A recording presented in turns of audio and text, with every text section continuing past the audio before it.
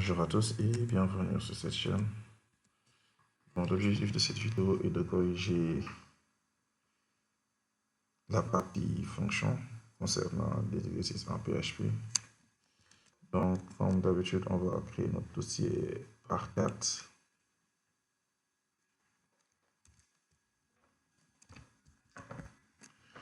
Dans la partie 4, on va mettre l'exercice exo1. On met exo1.php, très bien. On crée notre document. Là, on met page 4. Exo. Très bien. Là, on crée le code de notre document. On crée la balise PHP plutôt.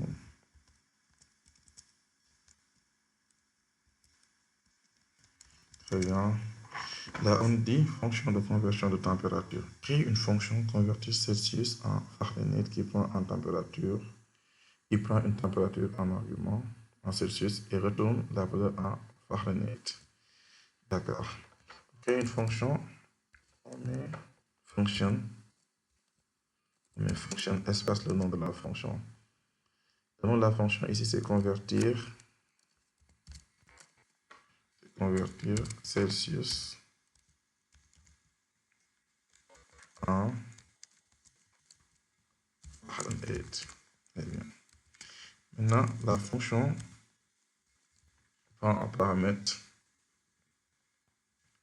la température en Celsius. Donc, on met de la température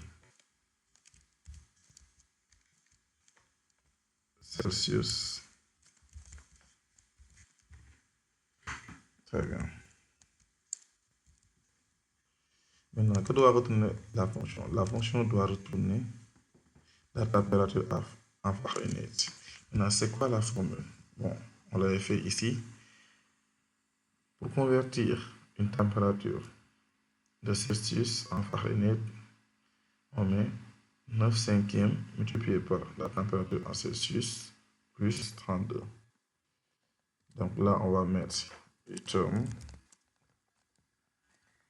9/5. Bon, on va mettre entre parenthèses. On met 9/5 multiplié par la température en Celsius. On met température Celsius. Très bien. Plus 32. Point virgule. Donc, à chaque fois qu'on donne une température en Celsius, là j'ai mis Celsius, on peut mettre Celsius. Il va retourner la température en Fahrenheit. Bon, avec PHP, bon, on peut mettre ou ne pas mettre le type de retour. Bon, si on ne met pas le type de retour, ça marche. Il va automatiquement mettre le type de retour correspondant. Si on met par exemple, bon, par défaut, c'est VS Code qui me met ici float avec les extensions que j'ai installées. Mais si ça devait renvoyer, par exemple, si on avait cette calcul, va renvoyer un float. C'est pour cela qu'il a mis float comme ça. Si on double-clique, il va l'écrire carrément. Donc, on va tester. Donc, ici, on met juste echo. On sort d'abord de la fonction carrément. On met echo.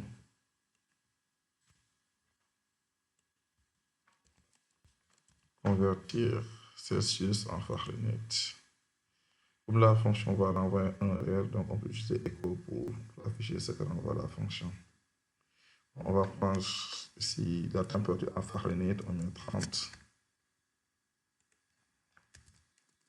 Donc ici, on va voir. On va juste tester. 30 Fahrenheit Celsius. Non, plutôt 30 Celsius.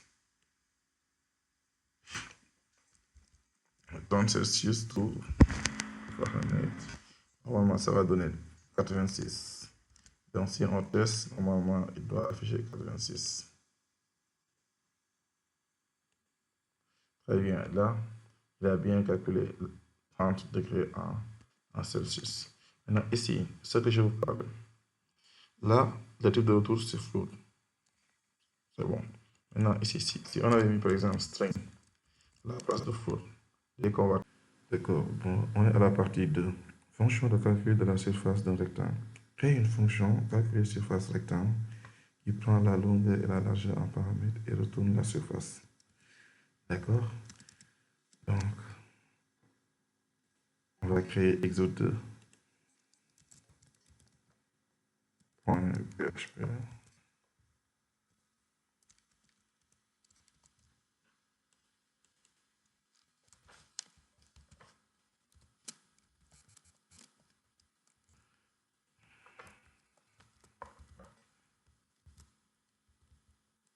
Ok, très bien. Là, on va créer la fonction. On peut utiliser le mot-clé fonction.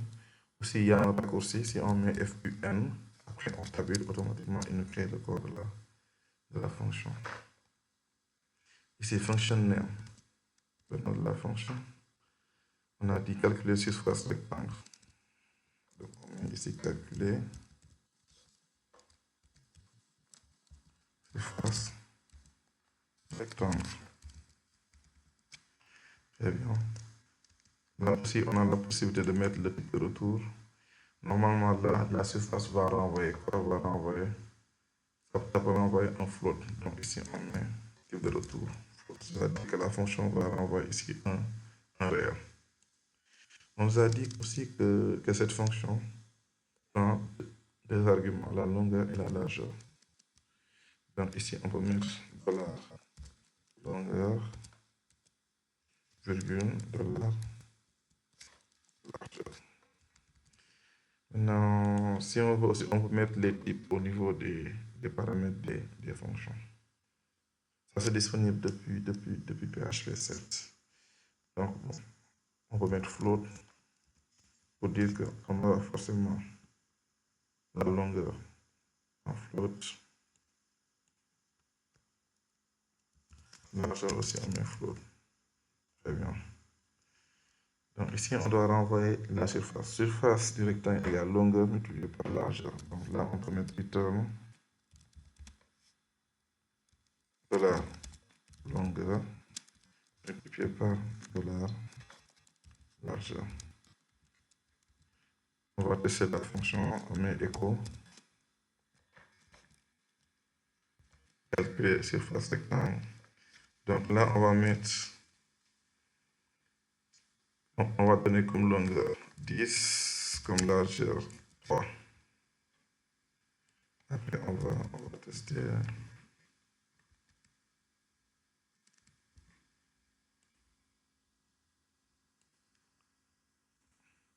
Ça fait 30. 3 fois 10 égale 30. Donc, il a calculé. Et on a dit que ça va retourner en float. Donc, il nous a renvoyé en float. Là, on va en entier, mais l'entier est inclus dans le float. Donc, ça passe. Bon, on va donner un exemple. Ici, si on avait donné, on met n'importe quoi, PPP par exemple. Normalement, il va nous envoyer des erreurs. Effectivement, cannot use positional argument after naming argument. Vous voyez?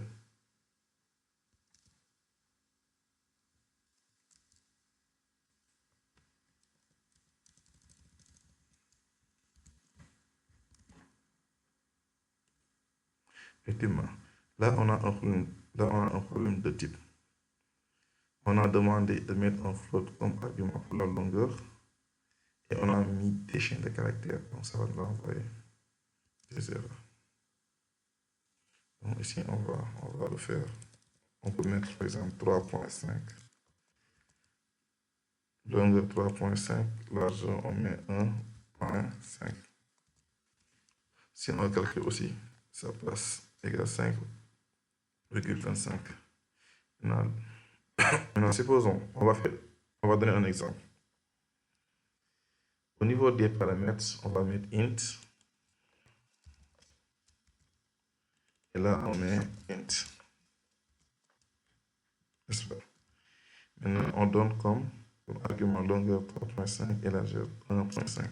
Selon vous, qu'est-ce qui va se passer? Mettez la pause et répondez à cette question. D'accord, là, on va tester. Là, il a mis 3. C'est-à-dire, en fait, il a ignoré les virgules.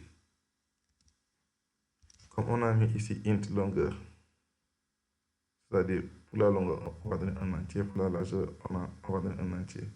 Ici, on a mis 3.5 et là, 1.5. Donc, il va ignorer ce qui va venir après la virgule. 3.5, il l'a considéré comme 3. 1.5, il l'a considéré comme 1. C'est pour cela qu'il faut faire attention lors des calculs. Donc là, on a besoin d'un float, donc on va faire notre float.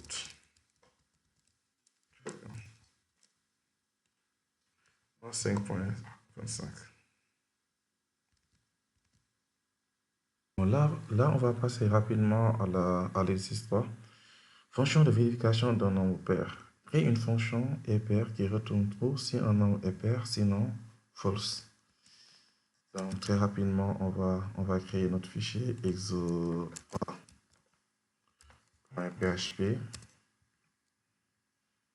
Donc, si on veut, on peut ne pas mettre les bodies PHP. On va les mettre comme on a mis ça depuis le début. Donc là, on met exo 4, exo 3 par 4. Très bien.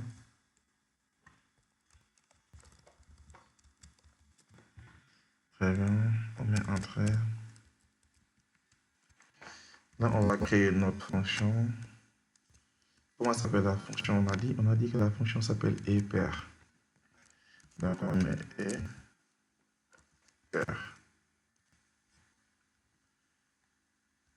Pair retourne true si un nombre est pair, sinon false, ça veut dire que ça sera un booléen.